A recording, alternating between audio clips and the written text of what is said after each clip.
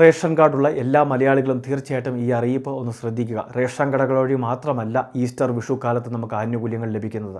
സപ്ലൈകോ വഴി consumer ഫെഡിൻ്റെ special വിപണികളും ഇപ്പോൾ ആരംഭിച്ചിരിക്കുകയാണ്. സബ്സിഡി പ്രൊഡക്റ്റുകൾ 13 പരം സബ്സിഡി പ്രൊഡക്റ്റുകൾ, അതും 40% വിലക്കിഴിവിൽ നമുക്ക് വാങ്ങുന്നതിന് വേണ്ടി സാധിക്കും. പരിമിത സ്റ്റോക്കുകൾ മാത്രമേ ഉള്ളൂ. അതായത് സർക്കാർ ഒരു ബജറ്റിൽ തുക വകയിരുത്തുന്നതനുസരിച്ച്, അല്ലെങ്കിൽ സർക്കാരിൽ നിന്ന് വലിയൊരു തുക തന്നെ ബജറ്റിൽ നിന്ന് അല്ലെങ്കിൽ സർക്കാരിൻ്റെ ഭാഗത്തു നിന്ന് തുക സ്വീകരിച്ച ശേഷമാണ് ഇത്തരത്തിൽ ഈ ഉത്സവ സീസണുകൾ അത് ഒരു ബുദ്ധിമുട്ടും കൂടാതെ സാധാരണക്കാർക്ക് ആഘോഷിക്കാൻ വേണ്ടി 40% വരെ ഡിസ്കൗണ്ട് ഇട്ട സബ്സിഡി പ്രൊഡക്റ്റുകളുടെ വിൽപ്പന നടത്തുന്നത്.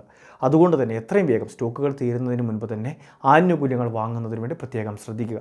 സപ്ലൈകോ വഴിയും സബ്സിഡി പ്രൊഡക്റ്റുകളുണ്ട്. അതോടൊപ്പം തന്നെ കൺസ്യൂമർ ഫെഡിൻ്റെ പ്രത്യേക വിപണികൾ വഴിയും ഈസ്റ്റർ വിഷു ചന്തകൾ വഴിയൊക്കെ ആനുകൂല്യങ്ങൾ വാങ്ങുന്നതിനുള്ള അവസരമാണ് ഇവിടെ റേഷൻ കാർഡ് ഉടമകൾക്ക് ഒരുക്കി തരുന്നത്. ഇനി ഇത് മാത്രമല്ല നമുക്ക് ലഭിക്കുന്നത്, ഏപ്രിൽ മാസത്തെ റേഷൻ വിതരണവും ആരംഭിച്ചിട്ടുണ്ട്.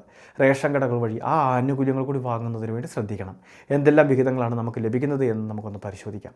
AB റേഷൻ കാർഡാണ്, മഞ്ഞ നിറമുള്ള റേഷൻ കാർഡാണെങ്കിൽ 30 കിലോ അരി, 3 കിലോ ഗോതമ്പ് അത് സൗജന്യമായിട്ട് ലഭിക്കും. 2 പാക്കറ്റ് ആട്ട അത് 7 രൂപ നിരക്കിലും നമുക്ക് ലഭിക്കുന്നതാണ്. 1 കിലോ പഞ്ചസാര ഉണ്ടാകും, അതിന് 27 രൂപ നിരക്കിലാണ് നമുക്ക് ലഭിക്കുന്നത്. AB റേഷൻ കാർഡുകൾക്ക് ഇത്രയും വിഹിതമാണ് ഒരു മാസം ലഭിക്കുക. ഏപ്രിൽ മാസത്തെ വിഹിതമാണ് പറഞ്ഞത്. ഇനി BPL റേഷൻ കാർഡാണെങ്കിൽ ഏപ്രിൽ മാസം ആളിന് 4 കിലോ അരി, 1 കിലോ ഗോതമ്പ് അത് സൗജന്യമായിട്ട് തന്നെ ലഭിക്കും. കാർഡിൽ എത്ര അംഗങ്ങളുണ്ടോ അത്രയും അംഗങ്ങൾക്കും ഈ ഒരു തൂക്കത്തിൽ തന്നെയാണ് ആനുകൂല്യം ലഭിക്കുന്നത്, അതും സൗജന്യമായിട്ട് തന്നെ. ഇനി അതോടൊപ്പം തന്നെ ആകെ ലഭിക്കുന്ന ഗോതമ്പിൽ നിന്നും 3 കിലോ വരെ ഗോതമ്പ് കുറച്ച ശേഷം 3 പാക്കറ്റ് ആട്ട അതിന് പകരം വാങ്ങാൻ സാധിക്കും. ഓരോ ആട്ടയ്ക്കും 9 രൂപ എന്ന നിരക്കാണ് ഈടാക്കുന്നത്. ഇനി അടുത്തത് APL കാർഡുകൾ. APL വിഭാഗത്തിലെ നീല റേഷൻ കാർഡുകൾക്ക് ആളൊന്നിന് 2 കിലോ വീതം ഭക്ഷ്യധാന്യം കിലോയ്ക്ക് 4 രൂപ നിരക്കിൽ വാങ്ങാൻ സാധിക്കും. ഇനി അതോടൊപ്പം തന്നെ സ്പെഷ്യൽ അരിയായിട്ട് 3 കിലോ വരെ പ്രഖ്യാപിച്ചിട്ടുണ്ട്. 10 രൂപ 90 പൈസ നിരക്കിൽ അത്തരം അരി കൂടി വാങ്ങാൻ സാധിക്കുന്നതാണ്. അവർക്ക് ആട്ട പ്രഖ്യാപിച്ചിട്ടില്ല. ഇനി APL വിഭാഗത്തിലെ വെള്ള റേഷൻ കാർഡുകളാണെങ്കിൽ അവർക്ക് സ്പെഷ്യൽ അരിയായിട്ട് 6 കിലോ അരി പ്രഖ്യാപിച്ചിട്ടുണ്ട്. 10 രൂപ 90 പൈസ നിരക്കിലാണ് ഈ അരി അവർക്ക് ലഭിക്കുന്നത്. ആട്ട ഇത്തരം റേഷൻ കാർഡുകൾക്ക് അനുവദിച്ചിട്ടില്ല. ഇനി ബ്രൗൺ നിറമുള്ള റേഷൻ കാർഡാണെങ്കിൽ, പൊതുവിഭാഗം സ്ഥാപനം എന്ന റേഷൻ കാർഡാണെങ്കിൽ നമുക്ക് 2 കിലോ ഭക്ഷ്യധാന്യമാണ് ലഭിക്കുന്നത്. അതിന് 10 രൂപ 90 പൈസ നിരക്കിൽ തന്നെയാണ് ലഭിക്കുന്നത്.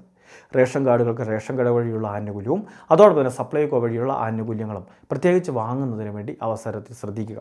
ഇനി അതോടൊപ്പം തന്നെ ഭാരത് റൈസിൻ്റെ വിതരണം വിവിധ മേഖലകളിൽ ക്രമീകരിച്ചിട്ടുണ്ട്.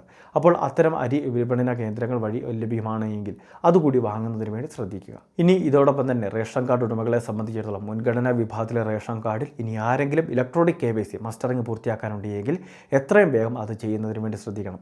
ഇനി കാർഡിൽ പേരുണ്ട് പക്ഷേ സ്ഥലത്തില്ല, ഇലക്ട്രോണിക് KYC ചെയ്യാനായിട്ട് സ്ഥലത്തില്ല, വിദേശ രാജ്യങ്ങളിലായിരിക്കുന്നവർ അവരുടെ status non resident Keralite NRK എന്ന് മാറ്റിയാൽ മതിയാകും.